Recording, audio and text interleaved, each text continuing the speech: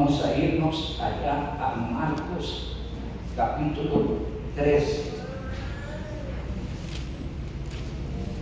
Hoy el director ahí me sugirió algunas lecturas, pero yo tengo toda la Biblia, no coincidimos.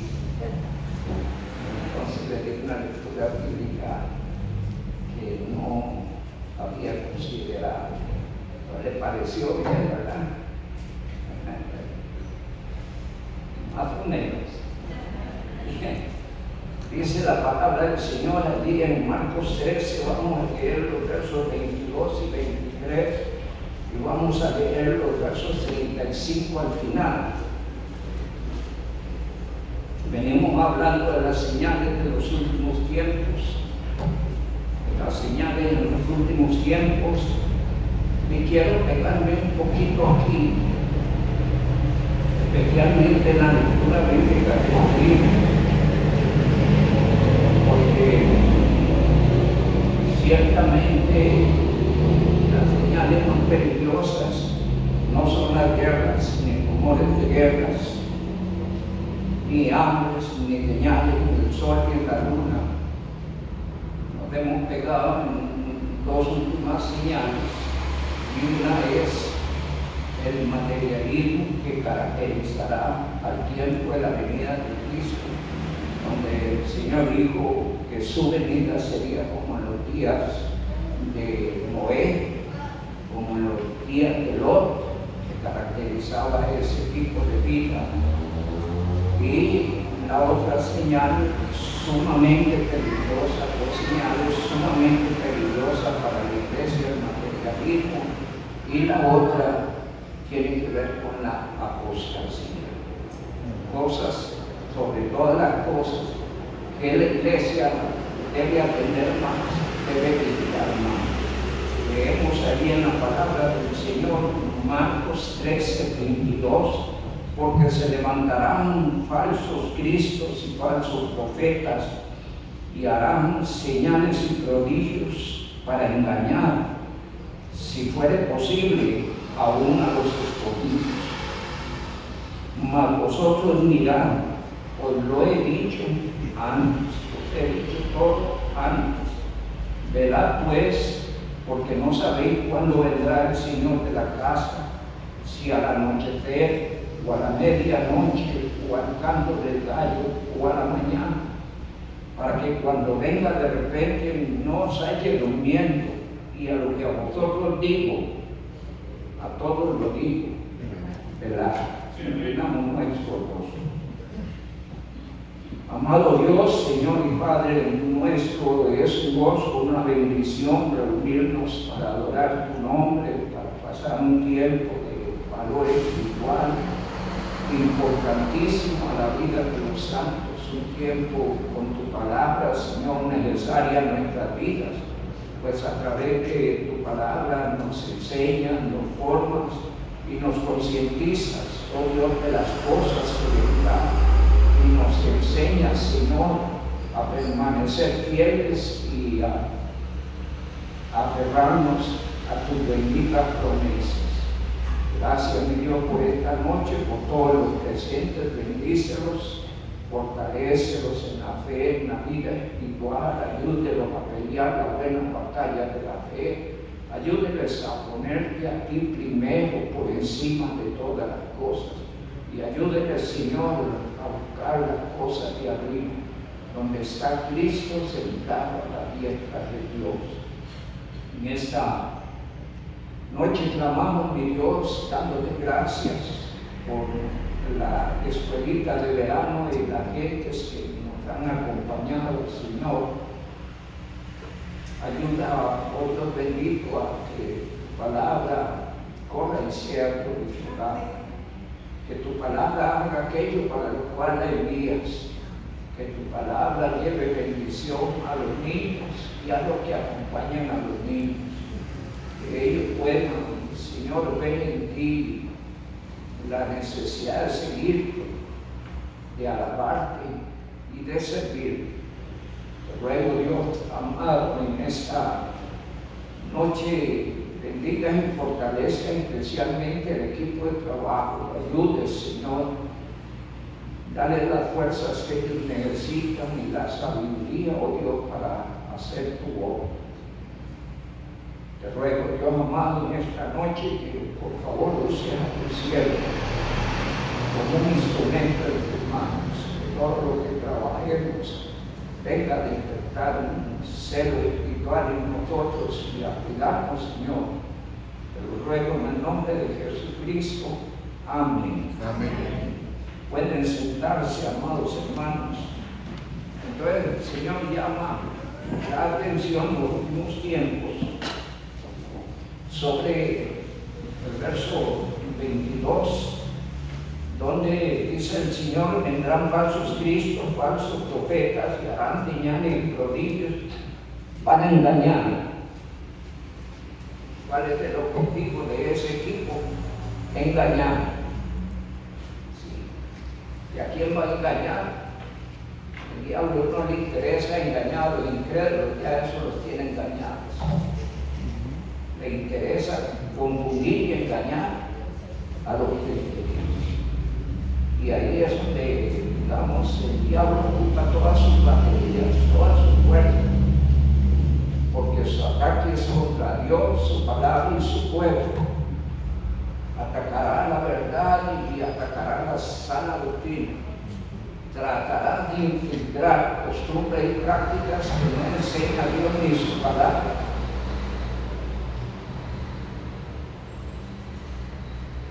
El enemigo tratará de hacer daño y usará lo que quiera usar. Y el Señor nos llama. En el verso 23 dice: más vosotros mirad. ¿Cuál es la idea? Estar atentos. Vigilemos eso, ¿sí? Estemos atentos a eso. Y luego dice: os lo he dicho todo antes, para que nada nos sorprenda. Porque a veces cuando aparecen o suceden estas cosas, tendemos a entristecernos, a escandalizarnos. Pero nada de esto quiere el Señor que nos sorprenda, sino que cuando estas cosas sucedan estemos listos, preparados, ¿verdad? Para, como creyente o como iglesia, enfrentar la lucha y cuidar la obra del Señor. Es nuestro desafío. Dios llama a que cuidemos.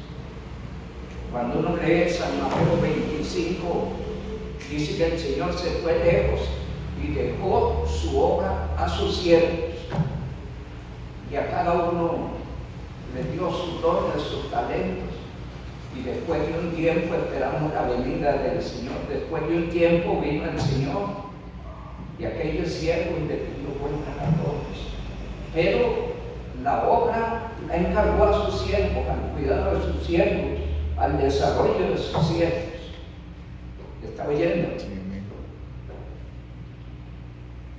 De manera que esto es de interés de cada creyente por sí y de la totalidad de la iglesia. Cuidar lo que sucede en la iglesia, lo que se da en la iglesia. Estar pendientes, dice el verso 22 de nuestro texto: mas vosotros mirad. Y luego el 35 dice: ¿verdad? Porque no sabéis cuándo vendrá el Señor. Y entre tanto el Señor no venga, hay una labor que hacer. Amén. Sí. Cada quien ocupando el lugar donde el Señor le puso, ¿verdad? En el cuerpo, cada uno de los miembros tiene su función. Bueno, en mi cuerpo todavía no tengo ningún chueco. Hay veces que algunos se afecta, pero gracias a Dios se recupera. Y todos los miembros tienen su función. Así en la iglesia. Somos un cuerpo en Cristo, donde todos los miembros tienen una función, una actividad. Y esa función y esa actividad es y será siempre en favor del cuerpo. Porque el Señor puso a nuestro cuidado su obra. Allí venimos hablando especialmente en el último aspecto de la apostasía, y el tema de esta tarde es firmes ante la apostasía. Es el desafío. Si gustan, leemos el verso 16 de 1 Timoteo 4. Aunque esto es una carta pastoral, estoy seguro que todos los creyentes a través de los siglos, después que aparecieron estos escritos, todos han leído estas escrituras y estoy seguro que las han aplicado a sus vidas. Aunque están definidas como carta pastoral, también está definida como toda la escritura es inspirada por Dios y es útil para enseñar, para redarguir, para corregir, para instruir en justicia, a fin que el hombre de Dios sea perfecto, enteramente preparado para toda buena obra. Digamos, en un momento determinado tienen una exclusividad hacia los siervos, pero como palabra de Dios en el sentido general, es enseñanza para todos los creyentes. Y cada creyente debe leer y debe meditar en lo que allí dice. El verso 16 dice: ten cuidado de ti mismo. ¿Creen ustedes que cada creyente por sí se debe cuidar? Claro, claro. Allí el cielo tiene más responsabilidad y compromiso, pero aquí cada creyente debe cuidar por sí. De qué oye, qué le enseñan, qué está viviendo, qué estilo de vida está caminando. Debe cuidar de sí y de la doctrina especialmente. Cuidado con el arroz con mango, ¿verdad? Había un lugar allí saliendo de Arapueta hacia Manolos, y había un rotulito que decía arroz con mango. Me acuerdo de eso. Hay que cuidarse del arroz con mango. Espiritualmente no podemos alimentarnos de cualquier alimento. Para el creyente, cualquier alimento no debe consumirlo, no es saludable. Hay alimentos que son un atentado, ¿verdad? Sí, para la vida física, pero para la vida espiritual, el alimento que Jesucristo dijo es la palabra, no solo de pan vivirá el hombre, sino de toda palabra que sale de la boca de Dios. Entonces debe cuidarse a sí mismo, debe cuidarse de la doctrina y persistir en ello. ¿Cuál es la idea? Manténgase anclado ahí, no afloje, aférrese. Dice, persiste en ello, pues haciendo esto, y allí apunta la última frase más al cielo.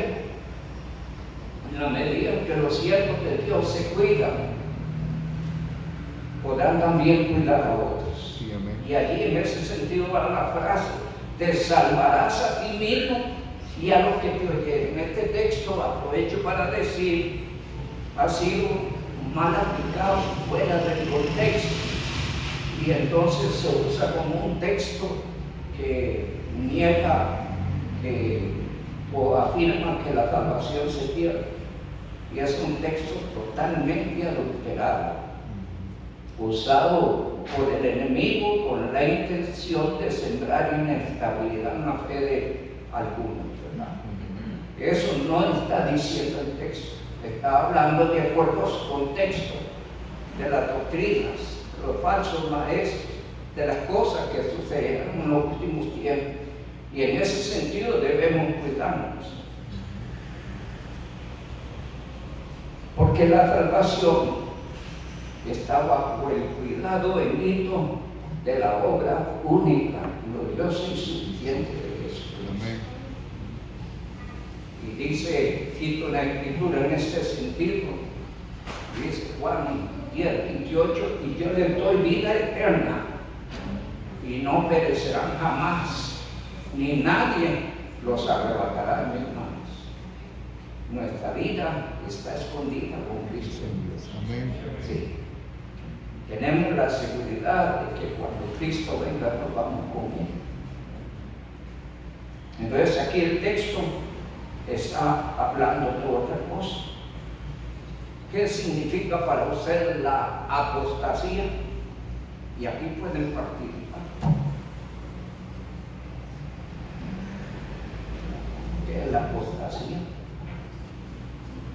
Uno por uno, sí, hermana. Volver atrás,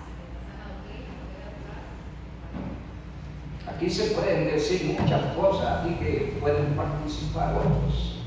Sí, hermano Jimmy. Falsas enseñanzas. A ver, alguien más. Querer introducir lo del mundo a la iglesia. Querer introducir lo del mundo a la iglesia. ¿Alguien más? Nosotros escuchamos lo que ustedes dicen, salvo que sean muy chuecos lo objetaríamos, ¿verdad? Pero, ¿qué es para usted la apostasía, hermano William? Sí, hermano Roberto, es todo lo contrario de lo que Dios dijo a todos sus hijos. Me llama la atención, por ejemplo, que de hace tiempo atrás veíamos de la situación del movimiento ecuménico que se iba a dar un movimiento. Me llama la atención mucho porque precisamente ayer en Canal 7 a veces ponen unas cartulitas de este señor de Roma donde presentaba varias afirmaciones de sacerdotes, de pastores, de la India, de otros lados, donde él está mencionando que todos somos uno y que necesita unirse todos, decía el mismo espíritu. Entonces, me llamó mucho la atención de que ya se está haciendo público y ya se está metiendo todo eso en la Biblia. No, tal vez todo el mundo está haciendo, pero no lo había visto, pero ya ayer me llamó la atención. Y hoy cuando íbamos, tiene que yo a médico, que íbamos ya comentando que ya se está quitando todo eso de todo, ya se está tirando todo al ruedo, como dice la palabra, está firme. Es importante entender que el ecumenismo se alimenta de la apostasía, se fortalece en la apostasía. Y tristemente vemos dentro de la gama del ecumenismo, inclusive ver iglesias protestantes. Y eso es espantoso. Ya esto será un trabajito para investigación personal, para que podamos ver la magnitud y cómo la apostasía va enriqueciendo el ecumenismo. Segunda pregunta: ¿cuál es el tiempo en que la Biblia dice que vendría la apostasía? En los últimos tiempos. Nos estamos viendo. Cuando uno estudia la Biblia se da cuenta que la apostasía prácticamente está en todos los tiempos. La primera apostasía que uno encuentra de gran magnitud se dio justo antes del diluvio. Y de uno en Génesis 6:5, y vio Dios que todo designio del pensamiento del corazón de los hombres era de continuo el mal. Es decir, el hombre decidió volverle a Dios. Y por esa razón vino el diluvio. Cuando uno ve en la época de Elías, ahí se da una gran apostasía. Tanto que entre los siervos de Dios solo quedaba uno. ¿Quién era? Elías. Todos los demás se habían paganizado y con ellos todo el pueblo, una gran apostasía. Y encontramos a través de la palabra, hermanos, que la apostasía ha estado siempre. Pero el texto distingue algo importantísimo, y es que enfoca la apostasía dentro del último tiempo. Y eso tiene un valor especial para la iglesia, porque hemos dicho en otra ocasión que en el momento mismo de que Cristo arrebate su iglesia, aquí lo que quedará es pura apostasía y quedarán congregaciones tan grandes como las hay hoy, de gente que estaban dentro de los denominados círculos cristianos, pero no habían nacido de nuevo.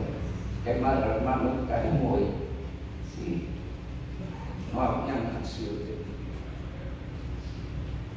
Tercera pregunta: ¿quién y a quiénes se advierte de la apostasía y se llama a cuidarse? ¿Quién? Primero, Listo. estamos en 1 Timoteo 4, ahí es bien evidente. ¿Quién? Sí, hermano.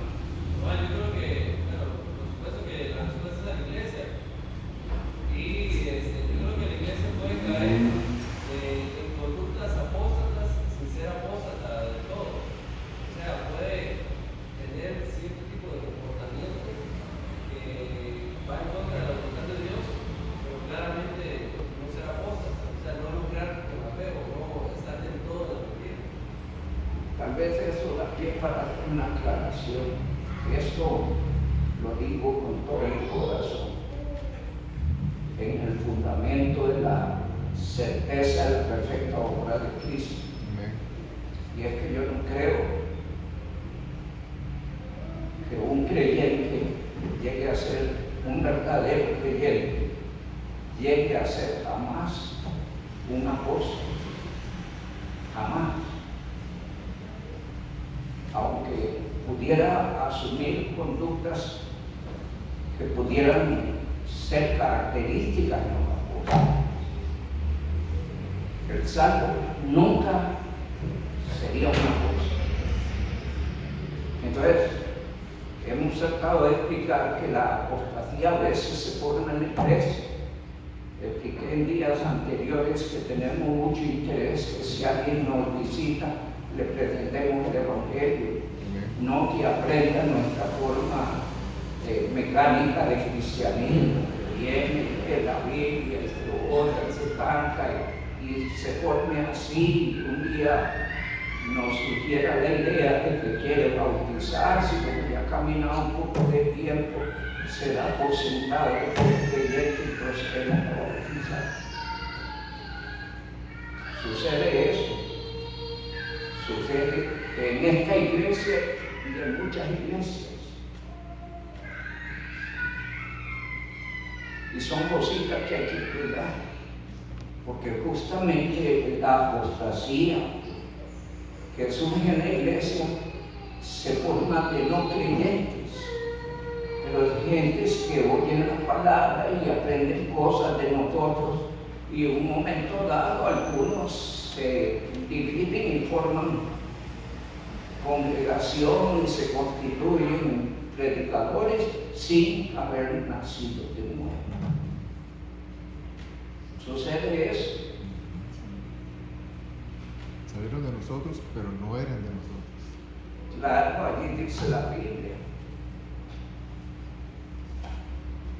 De manera que, amados hermanos, en primer lugar encontramos en 1 Timoteo 4 de quién procede la advertencia sobre ese peligro. Como dije antes, lo más peligroso que se cierne en la vida de la iglesia no son las guerras, no son los terremotos, no son las señales del sol o de la luna. No. Las señales que deben atemorizar la iglesia es cuando el materialismo nos saca de una vida con Dios, o cuando la apostasía empieza a surgir o a infiltrarse, porque se infiltra y surge. Allá volvamos a leer un texto que hemos leído en los últimos tiempos, que se encuentra en Hechos capítulo 20.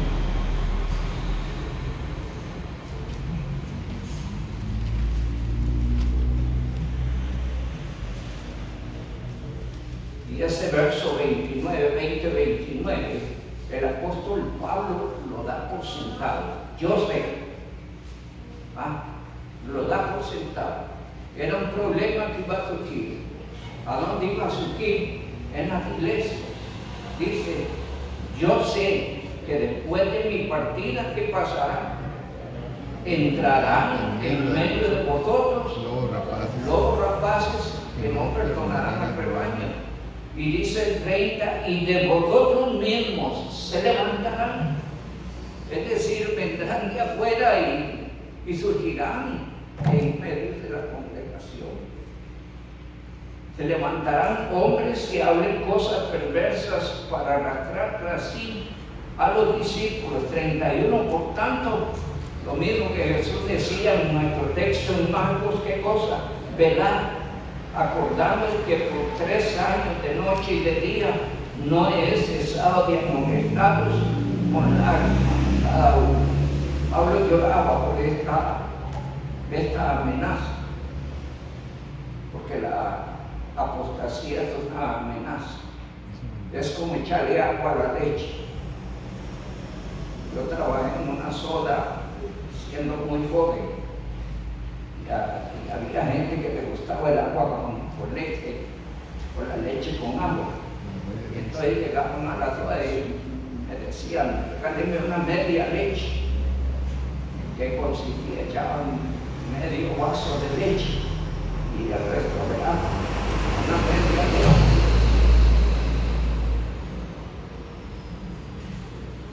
Igual la apostasía se infiltra, hermano. Es como echarle agua a la leche. Por eso el Señor llama a velar, a cuidar, porque es peligroso. De repente nos familiarizamos, empezamos a amar a la gente. Debemos aceptarnos que el que viene le predicamos el Evangelio. Amén. Necesitamos estar seguros de eso. Ya si se nos infiltra, que no sea por descuido. ¿Qué les parece? Por favor, déjenme ver hermanitas listas a predicar el Evangelio a personas, mujeres que entran. Por favor, necesitamos hermanas listas, atentas. Y varones también listos, atentos. Que presentemos el Evangelio. Será una forma hermosa de cuidar la iglesia. ¿Cómo? Predicándole a Jesucristo a todo aquel que entre por las puertas de este lugar. Sí. La palabra del Señor nos dice que el Espíritu Santo advierte este terrible peligro. Es un peligro que, dice el Espíritu Santo, se daría en los tiempos postreros. No era el tiempo donde se escribió esa escritura. ¿Alguien tiene el dato cronológico del escopio? 64 después de Cristo. No fue para el 64 después de Cristo. Obviamente, de acuerdo a detalles que enfoca el texto, pareciera que esto tiene una iniciación alrededor del 325 después de Cristo. Tiene una iniciación donde se conforma o surge. Ya en otros concilios se afirman los datos y las dimensiones, pero se cree que alrededor del 325 hubo un concilio donde se aprobó, por ejemplo, cositas como estas, de los líderes espirituales de esa religión en surgimiento, pues se les prohibía casarse. Y en concilios posteriores se tomaron decisiones de prohibir ciertos alimentos que enfoca el texto, ¿verdad? De manera que el texto dice que sería en los postreros tiempos. Y eso principalmente, hermano, está apuntando a nuestro tiempo. Y hoy en nuestro tiempo, el hermano Wilber citaba el asunto del ecumenismo. Pero también la Biblia dice en 2 Tesalonicenses 2, de que Cristo en su segunda venida no se daría antes que viniera la apostasía. Eso dice segunda de Tesalonicenses. Entonces la palabra del Señor está advirtiendo cuál es la idea de advertir a la iglesia o de enseñar a la iglesia.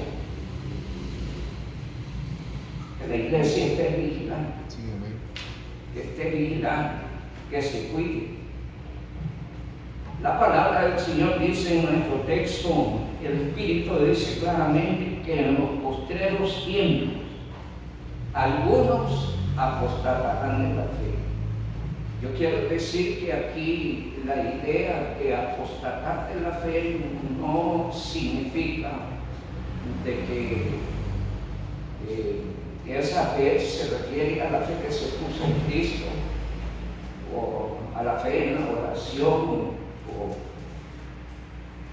a la fe en las promesas.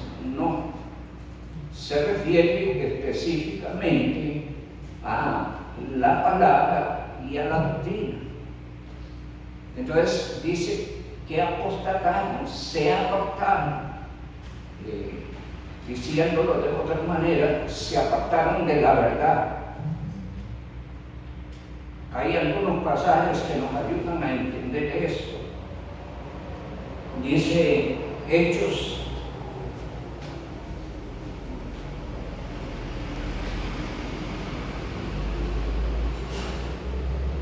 capítulo 6,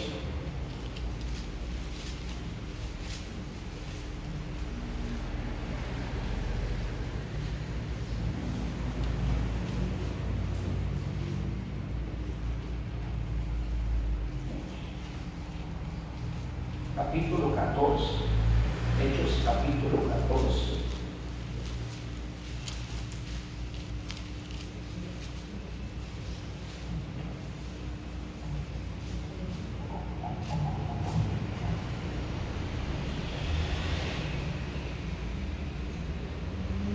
Hay una exhortación allí del Espíritu Santo a través de Pablo, animando a los creyentes, diciéndoles, confirmando los ánimos de los discípulos y exhortándoles que permaneciesen en la fe, diciéndoles que es necesario que a través de muchas tribulaciones entremos en el reino de los cielos. Y allí les están exhortando a permanecer en la verdad, a permanecer firmes en el Señor, a no ceder, a no sucumbir. En Colosenses capítulo 1,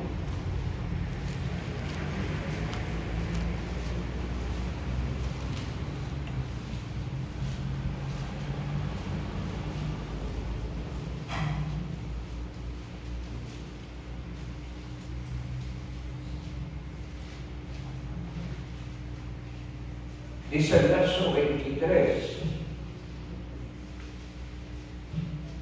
si en verdad permanecéis fundados y firmes en la fe, sin moveros de la esperanza del Evangelio que habéis oído, el cual se predica en toda la creación que está debajo del cielo, del cual yo, Pablo, fui hecho ministro.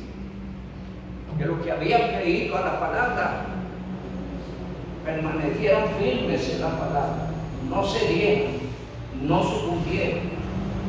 Y dice también la palabra del Señor en 1 Timoteo capítulo 1 y 19 y 20, manteniendo la fe y buena conciencia, desechando la cual naufragamos en cuanto a la fe algunos, de los cuales son Himeneo y Alejandro, a quienes entregué a Satanás para que aprendan a no blasfemar. Ellos se apartaron de la verdad, siguiendo otras enseñanzas, siguiendo otras doctrinas.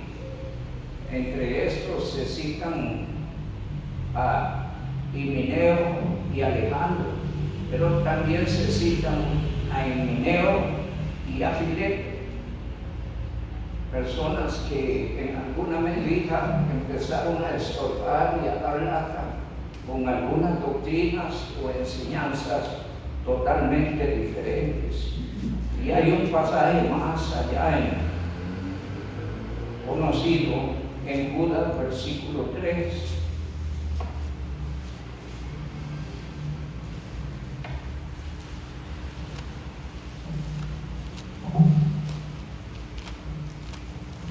Cuando habla allí de contender por la fe que una vez fue dada a los santos, tiene que ver con la verdad, con la doctrina. Y es el desafío de todos los creyentes a permanecer firmes en la verdad, a no ceder. Porque justamente la apostasía producirá personas con enseñanza y doctrinas diferentes. Y quien conoce la verdad estará anclado en la verdad y no cederá. Dice el Señor en Juan 8:32, y conoceréis la verdad, y la verdad os hará libres. Allí Judas iba a hablar de las maravillas de la salvación en Cristo, y de repente ve el problema gigantesco que describe en su capítulo en Judas, y dice: no, necesito hablar de esto. Y Judas se puede definir como la carta de la apostasía, porque describe las características de los apóstoles. El otro día invité a que leyeran Judas en la casa en una forma detenida, considerando los detalles, porque los detalles que enfoca describen las características de quién, de los apóstoles. Y entonces dice el verso 3: amados, por la gran solicitud que tenía de escribir acerca de vuestra común salvación, me ha sido necesario escribiros, exhortándoos que contendáis ardientemente por la fe que una vez fue dada a los santos. Eso no es sino un llamado fuerte a pararse en la verdad, a mantenerse en la verdad, a pelear la buena batalla de la fe, a no ceder, porque el enemigo es especialista en torcer la verdad. Y justamente la apostasía, uno de los grandes peligros que entraña para la iglesia, es que genera confusión. Pero es que ellos dicen esto, y usted no debe interesarle lo que ellos dicen o lo que los otros dicen, debe interesarle lo que dice la palabra. Allí debe anclarse, no debe ceder, porque el enemigo juega con eso. Entonces dice la palabra del Señor que algunos apostatarán de la fe. Además, el texto dice: escuchando a espíritus engañadores. Mire que vacilón, el enemigo infiltra espíritus engañadores. No es que espíritus van a tomar el púlpito y van a empezar a decir: los espíritus no se ven, son seres invisibles. Pero los espíritus de demonios tomarán personas, principalmente impíos. El impío es uno lleno de conocimientos sin la verdad, y a esto usará para transmitir lo que él quiere, y ahí es donde está el peligro para el creyente. De repente damos por sentado, es un predicador, es un pastor, es un mensajero, pero ¿de quién? Y ahí es donde debemos cuidar.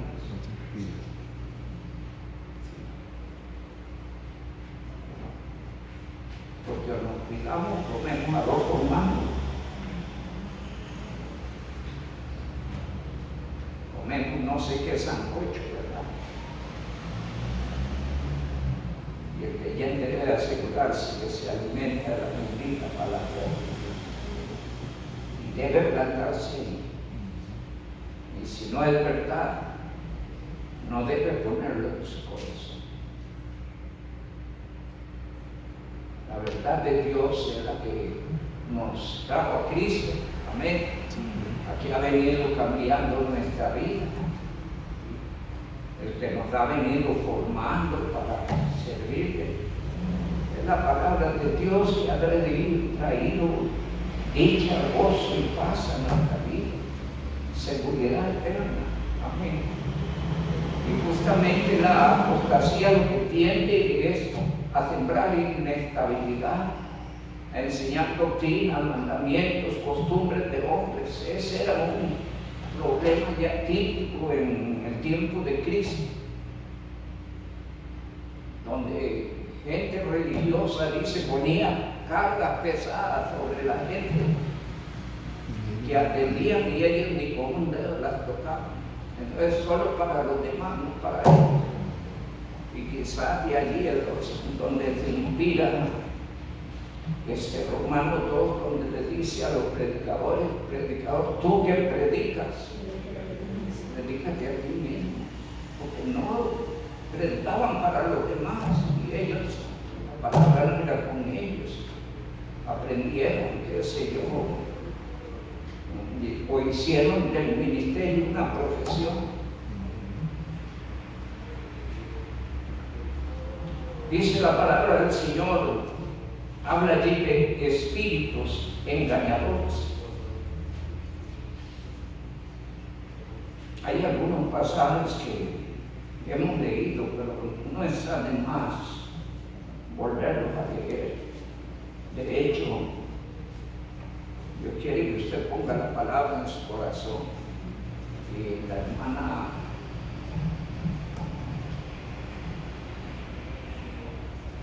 no me acordé de su nombre, cosita del hermano Nelson. Priscila nos dejó una fichita para poner allí algunos textos para memorizar.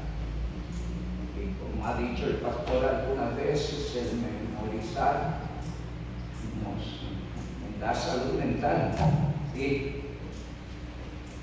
Y salud espiritual, de manera que es conveniente hacerlo. Un pasaje como estos deberíamos tenerlo siempre vigente en nosotros. Y estamos hablando de 2 Corintios 11, verso 2. Porque el apóstol Pablo habla de esto, porque hay un gran celo de él por los santos y por la iglesia. Porque él puede visualizar el inminente peligro para el creyente y para la iglesia. Y entonces dice el verso 2, porque os celo con celo de Dios. Era un hombre celoso de Dios, de su palabra, de las iglesias, de los santos. Dice, porque os celo con celo de Dios, pues os he desposado con un solo esposo para presentaros como una virgen pura a Cristo. Pero dice el verso 3, dice, pero me temo que como la serpiente con su astucia engañó a Eva, vuestros sentidos sean de alguna manera extraviados de la sincera fidelidad a Cristo. Y cuando piensen esto, piensen en Eva. Tendremos nosotros un mejor estado espiritual que el que tenía Eva antes de la tentación. Pregunto.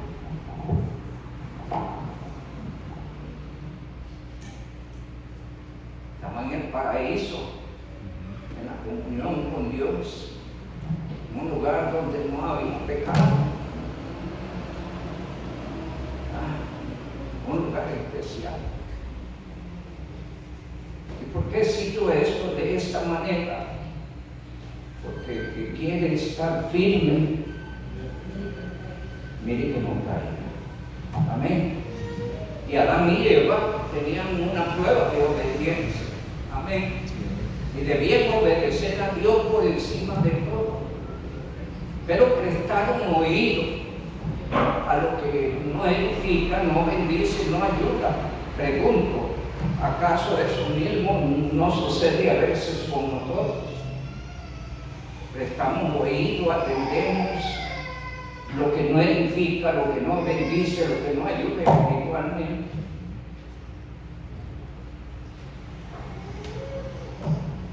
Allá como una culebra, una serpiente, dice la Biblia, porque no había más gente.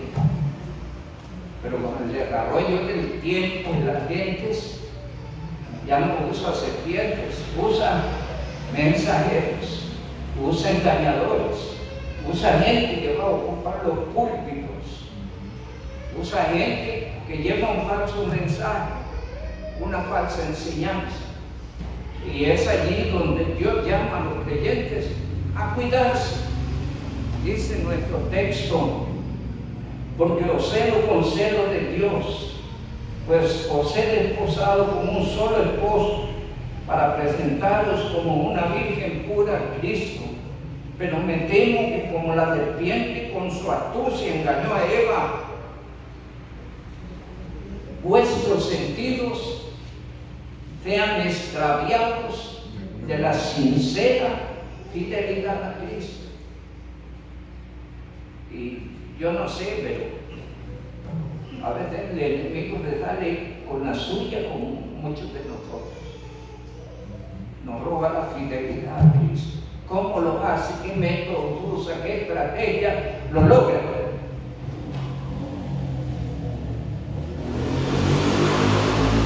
Y era la preocupación de Pablo. De acuerdo al verso 2, Pablo habla allí de santidad, de obediencia, de fidelidad, de pureza. Amén. Verso 2. Pero el 3 nos presenta un peligro. Eva, ¿cuál era su estado? Un estado de pureza, digno, hermoso, allí viviendo delante de Dios en el jardín del Edén. Y si ella fue proclive, nosotros también, si no velamos y no cuidamos, pudiéramos estar en el fuego del enemigo. Aunque hay una sublime verdad que quiero repetir: el diablo jamás podrá deshacer y jamás podrá quitarnos ese regalo. Porque ese regalo no lo guardo yo, lo guarda Cristo para mí. Dios me da el regalo a través de Cristo. Y este regalo va a tener su gloriosa consumación cuando entremos a tu presencia. Entre tanto, caminamos con la seguridad de la esperanza. Amén. De lo que Cristo dice. La palabra del Señor, hermano, nos llama la atención. Allí en 2 Corintios 11, 2 y 3. Yo no sé si en la listita de la hermana Priscila lo ponemos allí a aprender de memoria. ¿Qué les parece? ¿Por qué? Porque ese verso 3 es todo un desafío a cuidarse. Amén. Porque el enemigo la va a intentar, va a inventar, va a tratar. Venimos hablando sobre la tentación de Cristo y en eso insistimos un poco, ¿verdad? Así es que si lo hizo con Cristo, igual tratará con nosotros. Y el desafío del creyente, ¿cuál es? Es siempre cuidarse en Cristo. La palabra del Señor nos habla de espíritus engañadores. Allá a Eva se le presentó el mismito padre de la mentira, el diablo, disfrazado. Dice 1 Timoteo capítulo 6, versículos 3 al 5. Engañadores tratando de desviar, proponiendo cosas, seduciendo. Y el enemigo sabe por dónde somos flacos. Y por allí va a tratar de meterse. Dice el verso 3, 1 Timoteo 6:3. Si alguno enseña otra cosa y no se conforma a las sanas palabras de nuestro Señor Jesucristo y a la doctrina que es conforme a la piedad, está envanecido, nada sabe y delira acerca de cuestiones y contiendas de palabras, de las cuales nacen envidia, pleitos, blasfemias, malas sospechas, disputas necias de hombres corruptos de entendimiento y privados de la verdad, que toman la piedad como fuente de ganancia. Un consejo a todos los santos. ¿Cuál es?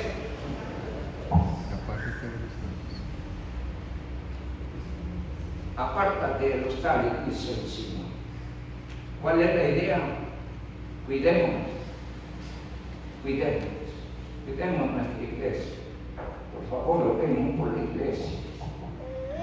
Oremos por todos los sectores. Oremos por las personas que vienen para ganarlas para Cristo. Oremos al Señor que sabe todas las cosas, para que lo que no es, Él se encargue. Por favor, necesitamos en estos últimos tiempos cuidar más de la iglesia, porque estamos en el tiempo de la apostasía y el enemigo va a tratar de infiltrarse. Todos los creyentes debemos estar comprometidos con el cuidado de la iglesia. La palabra del Señor es clara y debemos mantenernos en la verdad. Hay dos pasajes que aparecen siempre en mis oraciones y le digo al Señor: Señor, haz resplandecer la iglesia como antorcha que alumbra el lugar oscuro. Y le digo al Señor: haz de la iglesia columna y baluarte de la verdad. A ver si toma estos detallitos en su oración. El Dios Altísimo le siga bendiciendo. Amén.